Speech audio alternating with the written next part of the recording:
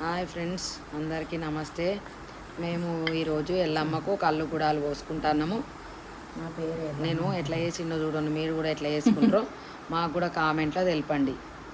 నేను ఫస్ట్ బియ్యం నానబెట్టుకొని పిండి పట్టుకున్న, పసుపు వేసి మిక్సీలో పచ్చి బియ్యాన్ని పట్టుకున్న తర్వాత పసుపు వేసి దాన్ని ఎల్లమ్మ తల్లిది చెక్కకు పూసిన తర్వాత పసుపు బొట్లు కుంకుమ బొట్లు పెట్టుకున్న తర్వాత కుడుక జాకెట్ నల్ల జాకెట్ బట్ట పెడతాం. మేము అనుములును నల్ల అనుములే పెడతాం, ఉలువలు పెడతాం అంతే. మీరు ఎవరైనా ఏ రకాలు పోసుకుంటే ఏ రకాలు పోసుకుంటారు. తర్వాత ఇడుపులు ఊదిస్తాం. మేము బయట ఎదురు గుంజెల్లమ్మ కూడా పెట్టుకుంటాం. మీరు కూడా ఎట్లా పెట్టుకుంటారో కామెంట్ రూపంలో మాకు కామెంట్ చేయండి.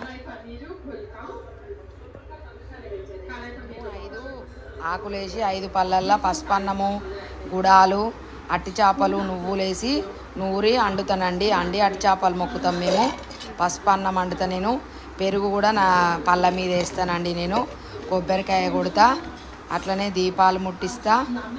నేను బెల్లం శాఖ కూడా పెడతా. నేను పూలు పెడతాము. మేము మీరెట్లా చేసుకుంటారో మాకు కామెంట్ రూపంలో కామెంట్ చేయండి.